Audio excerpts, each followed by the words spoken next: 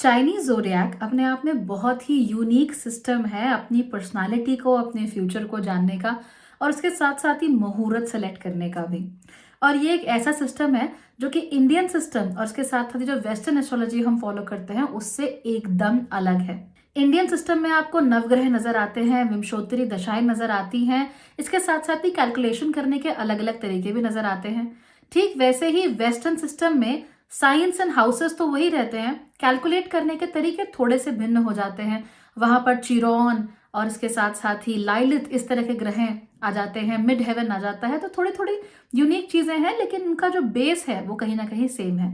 तो Chinese astrology है या चाइनीज जोडियाक है वो इन सब से बिल्कुल भिन्न है, एकदम अलग है।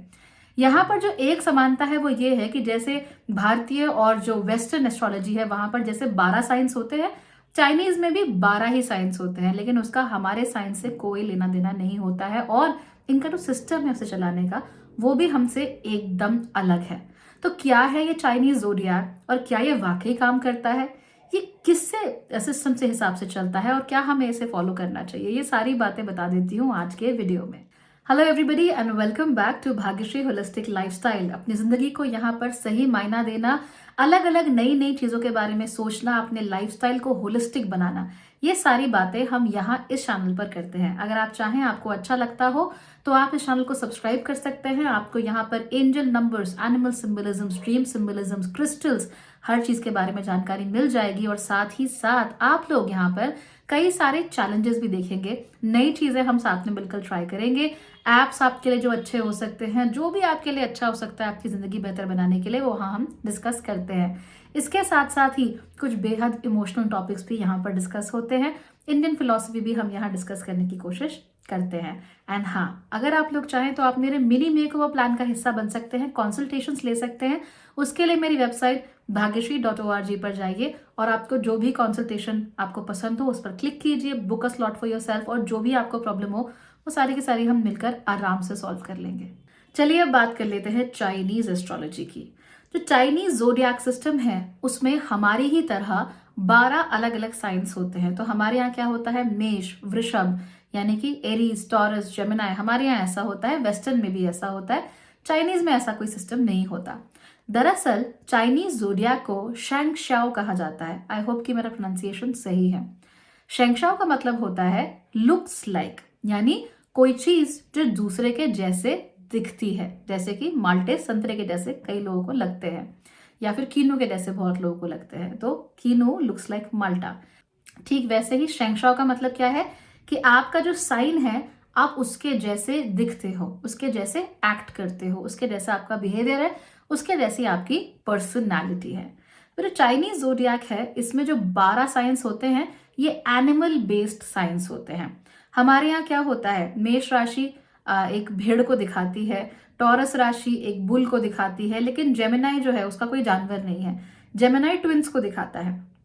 ठीक वैसे ही जो एक्वेरियस राशि है वो एक घड़े को दिखाती है, जो कन्या राशि है वो एक कन्या को दिखाता है, वैसे ही जो मीन राशि है वो फिर जाकर वापस एक जानवर को दिखाती है। तो इसमें डिफरेंसेस हमारे यहाँ पे ज्यादा हैं, लेकिन चाइनीज जोडियाक में ऑल इन ऑल हर जो साइन है वो जानवरों से रिप्रेजेंट होता है। अब यहाँ पर जो 12 जानवर है वो बताती हूँ। सबसे पहले रैट, उसके बाद ox, then tiger, rabbit, dragon, snake, horse, goat, monkey, rooster, dog और फाइनली पिग।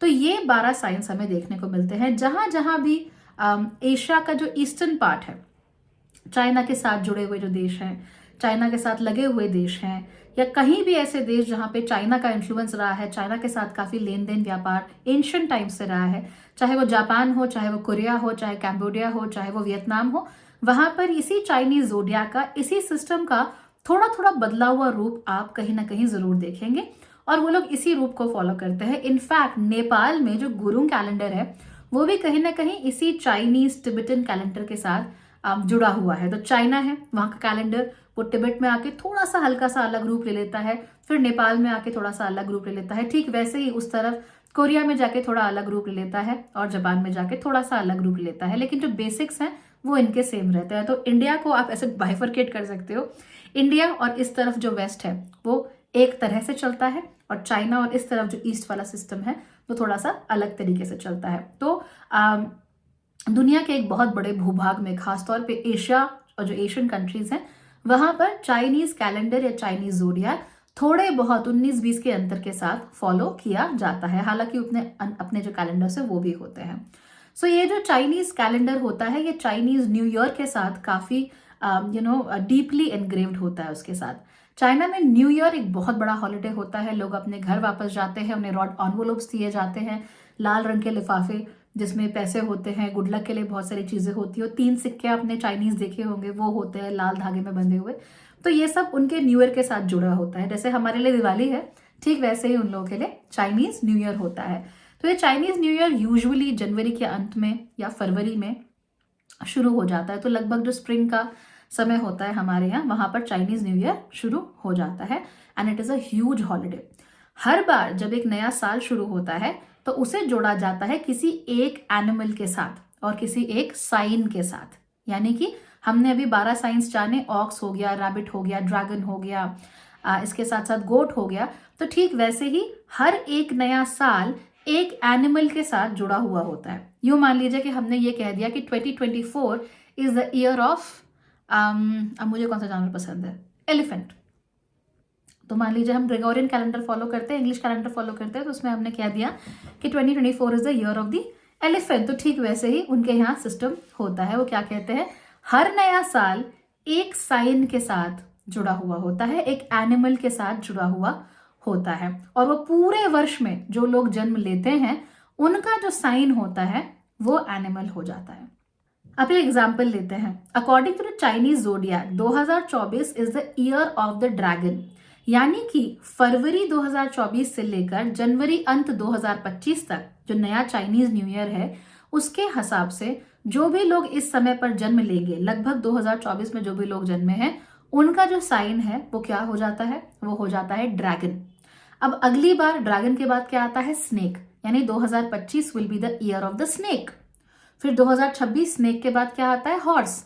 यानी 2026 will be the year of the horse. तो ऐसे करके एक साल में जो लोग जन्मते हैं उनका साइन सेम होता है। ये हमारे सिस्टम से और वेस्टर्न सिस्टम से थोड़ा सा अलग है। अब इंडिया में जब हम किसी की राशि कहते हैं तो राशि का मतलब है कि चंद्रमा कहाँ पर था आपके जन्म के समय। और आप जानते हैं कि चंद्रमा एक राशि में 2.5 दिन बिताता है। जब हम इंग्लिश जोडियाक की बात करते हैं, वेस्टर्न जोडियाक की बात करते हैं, तो वो सन साइंस की तरफ जाते हैं। हम चंद्र राशि या मून साइंस फॉलो करते हैं, वेस्टर्न वाले सन साइंस बहुत फॉलो करते हैं। तो सन साइन, सूर्य जिस राशि में था आपके जन्म के समय, अब जो सूर्य है वो एक राशि में लगभग 1 महीने तक रहता है। तो जो इंडियन सिस्टम है उसके हिसाब से राशि 2.5 दिन में चेंज होती है। जो वेस्टर्न सिस्टम है वहां पे राशि 1-1 महीने में चेंज होती है। लेकिन जो चाइनीज सिस्टम है उसके अनुसार वो राशियां जो हैं या जो साइंस हैं वो 1-1 साल में चेंज होते रहते हैं। अब इसका मतलब ये नहीं कि सारे लोग एक जैसे होंगे, यहाँ पर भी बहुत सारा एक कॉम्प्लेक्स सिस्टम है। जैसे पूरे साल के लिए एक साइन हो गया, जैसे महादशाएं होती हैं वैसी पूरे साल के लिए एक साइन, हर महीने के लिए अलग साइन, दिनों के लिए अलग साइन, कभी कभार आवर्स के हिसाब से भी इसका जो डिवीजन है वो किया जाता है। लेकिन जनरली अगर आप ये कहें कि आपका साइन क्या है, वो इस पर डिपेंड करता है कि आपका कौन से वर्ष में जन्म हुआ था। और जनरली जो लोग जनवरी फरवरी में जन्मते हैं उनको जरूर चेक करना चाहिए कि उनके जन्म के समय पर कौन सा चाइनीज न्यू ईयर लगा हुआ था, उस साल न्यू ईयर कब शुरू हुआ था। अदरवाइज बाकी जो लोग हैं, जैसे आपका जन्म फरवरी, मार्च, अप्रैल से लेकर अगर दिसंबर के बीच में हुआ है तो कोई शक व शुबा नहीं है कि आपका जो साइन है वो एग्जैक्ट वही है जो कहा गया है। जैसे 2024 में फरवरी के बाद जो बच्चे जन्म लेंगे, फरवरी से लेकर दिसंबर तक, वो सारे ईयर ऑफ द ड्रैगन में होंगे। लेकिन जो जनवरी में जन्मे हैं वो ईयर ऑफ द रैबिट का हिस्सा होंगे, क्योंकि चाइनीज न्यू ईयर थोड़ा अलग चलता है। अब आप सोच रहे होंगे कि जो चाइनीज राशियां होती हैं उनमें सारे जानवर क्यों होते हैं और यही जानवर क्यों होते हैं, कोई और भी तो हो सकते हैं। इंडिया और चाइना का भी आपस में काफी पुराना रिलेशनशिप रहा है और वेस्ट के साथ भी चाइना हमेशा से कारोबार तो करता ही रहा है। तो उसके बावजूद भी साइंस में, एस्ट्रोलॉजी में इतना डिफरेंस क्यों है, इसके पीछे एक बहुत इंटरेस्टिंग कहानी है। दरअसल ऐसा कहा जाता है कि बहुत ही एंशिएंट टाइम्स में, बहुत ही पुराने समय में, जो जेड एम्परर थे वो हेवनली गेट्स पर यानी स्वर्ग के गेट्स पर 12 गार्ड्स को तैनात करना चाहते थे। अब उन्होंने कहा कि सब लोग रेस कीजिए और जो भी 12 पहले पहुंचेंगे उनको मैं इसका विनर घोषित करके 12 गार्ड्स के रूप में उन लोगों को स्थापित कर दूंगा। अब ऐसे में क्या होता है कि रेस लग जाती है और इस रेस में सबसे पहले पहुंचता है चूहा। जेड एम्परर की एक और शर्त होती है कि जो सबसे पहले पहुंचेगा उसकी पोजीशन उतनी आगे होगी, उसका नाम पहले लिया जाएगा। और क्योंकि चूहा पहले पहुंच जाता है इसीलिए सबसे पहले ईयर ऑफ द रैट आता है। उसके बाद पहुंचता है ऑक्स, इसीलिए उसके बाद आता है ईयर ऑफ द ऑक्स। उसके बाद आता है टाइगर, इसलिए तीसरा साल होता है ईयर ऑफ द टाइगर। और उसके बाद आता है रैबिट, इसीलिए जो चौथा साल होता है वो होता है ईयर ऑफ द रैबिट। और ऐसे करते करते जो आखिरी साल होता है वो होता है ईयर ऑफ द पिग। और यही जो 12 साल की साइकिल है, 12 साइंस की साइकिल है, वो वापस बार बार रिपीट होती रहती है। तो शुरुआत होती है रैट से, पहला साल रैट का और 12वां साल पिग का, और फिर जो 13वां साल है वो फिर से रैट का होता है। तो ये सिस्टम जो है वो चलता रहता है। एग्जैक्टली हम भी ऐसा ही कुछ कुछ फॉलो करते हैं। पहले मेष आती है, फिर वृषभ आती है, फिर सारे के सारे जब पाइसिस आती है, पाइसिस तक हम पहुंचते हैं, उसके बाद फिर से मेष राशि शुरू हो जाती है। तो ठीक वैसे ही चाइनीज ज़ोडिएक में भी चलता है। और ये इसके पीछे की कहानी है कि इन्हीं जानवरों को क्यों चुना गया। अब जो चाइनीज लोग हैं, जो चाइना के लोग हैं, उनके अंदर ये मान्यता है कि भाई जो भी ईयर में आपका जन्म हुआ है वही एनिमल की क्वालिटीज आप लोगों के अंदर होंगी। यानी कि अगर आपका जन्म ईयर ऑफ द ड्रैगन में हुआ है जो कि 2024 है, तो आपके अंदर ड्रैगन की क्वालिटीज होंगी। अगर आपका जन्म 2025 में हुआ है जो ईयर ऑफ द स्नेक है, तो आपके अंदर स्नेक की क्वालिटीज होंगी। जैसे कि ये कहा जाता है कि जो लोग रैट ईयर में जन्मते हैं वो लोग बहुत क्विक विटेड होते हैं, अपना बुद्धि बहुत अच्छे से इस्तेमाल करते हैं, तेजी से मूवमेंट करते हैं। जो लोग गोट या डॉग या पिग जो ईयर्स में जन्मते हैं उनका नेचर बहुत पोलाइट होता है। ये लोग सबके साथ मिलकर काम करना चाहते हैं, ये झगड़े पसंद नहीं करते, ये लोग परेशान करना दूसरों को पसंद नहीं करते, स्टेटस को के साथ ज़्यादा खेलते नहीं हैं। तो अलग अलग जो ईयर्स है उनमें आपका जन्म होता है, उसके अनुसार अलग अलग तरह के यहाँ पर पर्सनालिटीज लोगों को एस्क्राइब की जाती है, राइट। और यही वजह होती है कि जो ड्रैगन ईयर होता है उसको बड़ा पसंद किया जाता है। आप लोग जानते ही हैं कि चीन का ड्रैगन के साथ बड़ा लेना देना होता है, वो अपने आप को ड्रैगन की तरह ही प्रेजेंट करना पसंद करते हैं। इसीलिए ईयर ऑफ द ड्रैगन में ऐसा देखा गया है कि जो बच्चे हैं उनके जन्म की संख्या अक्सर बढ़ जाती है, क्योंकि लोग चाहते हैं कि उनके बच्चों के अंदर वो ड्रैगन वाली क्वालिटीज आए। सो ये हमें बहुत फ्रीक्वेंटली देखने को मिलता है। कुछ लोग ये भी कहते हैं कि जो गोट्स होती हैं they are not very lucky, dragons थोड़े लकी होते हैं, गोट्स लकी नहीं होती। और जब मैंने ये सुना तो मुझे बहुत बुरा लगा, because I was born in the year of the goat. पर चलिए कोई बात नहीं, we can handle that, no problem at all. तो ये तरह की चीजें वहां पर होती है। फिर जो साइंस होते हैं इन्हें ये 4 ट्राइन्स में डिवाइड करते हैं, 4 अलग अलग ग्रुप्स में डिवाइड करते हैं। हम वो ग्रुप्स कैसे बनाते हैं कि ये फायर साइन है, अर्थ साइन है, वाटर साइन है या एयर साइन है, लेकिन वहां पर ये अलग अलग ग्रुप्स कैसे बनते हैं कि ये लोग क्विक विटेड हैं, एम्बिशियस हैं, या ये लोग पोलाइट एंड हम्बल हैं। तो इस तरीके से वो 4 ट्राइन्स अपने बनाते हैं और इसी तरीके से एक कॉम्प्लेक्स सिस्टम जो है चाइनीज ज़ोडिएक का बनता है। फाइनली ये लोग देखते हैं कि किस साइन में यिन एलिमेंट है और किस साइन में यांग एलिमेंट है। यिन यानी जो फीमेल प्रिंसिपल है वो, और यांग यानी जो मेल प्रिंसिपल है वो। तो ये सारी चीजें भी वहां पर देखी जाती हैं। चीन के लोग इस बात पर फोकस करते हैं कि आपका साइन कौन सा है और उस अनुसार आपकी पर्सनालिटी डिसाइड करने की कोशिश करते हैं, और कंपैटिबिलिटी भी चेक करते हैं कि भाई स्नेक का ऑक्स के साथ बनेगा या नहीं बनेगा। ठीक वैसे ही जैसे कि हम अलग अलग नक्षत्रों की आपस में कंपैटिबिलिटी को चेक करते हैं, ठीक वैसे ही कंपैटिबिलिटी चीन में भी चेक की जाती है।